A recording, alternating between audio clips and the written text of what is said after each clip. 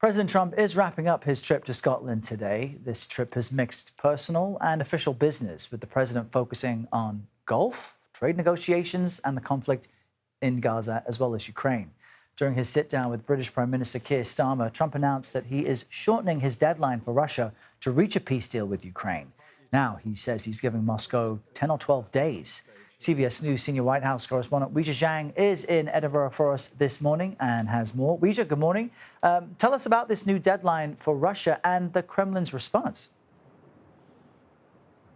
Hey, good morning, Errol, and good morning to everybody. So earlier this month, President Trump told Vladimir Putin that he has 50 days to reach some kind of a peace deal or face punishing sanctions, including secondary tariffs on any countries that continue to do business with Russia.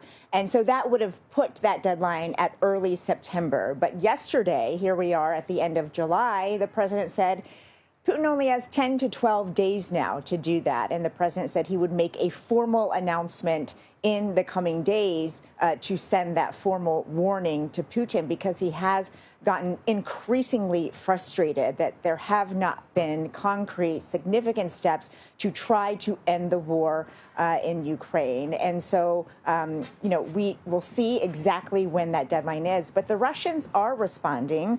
The former president, Dmitry Medvedev, sent a statement saying that each new ultimatum is a threat and a step towards war, not between Russia and Ukraine, but with his own country, of course, talking about the U.S. Vladimir Putin himself has not responded, Errol, but in the past, when President Trump made a similar threat about that 50-day deadline, he brushed it off. He said it was theatrics, Errol. All right, we'll keep watching that for more. Weijia, thank you very much.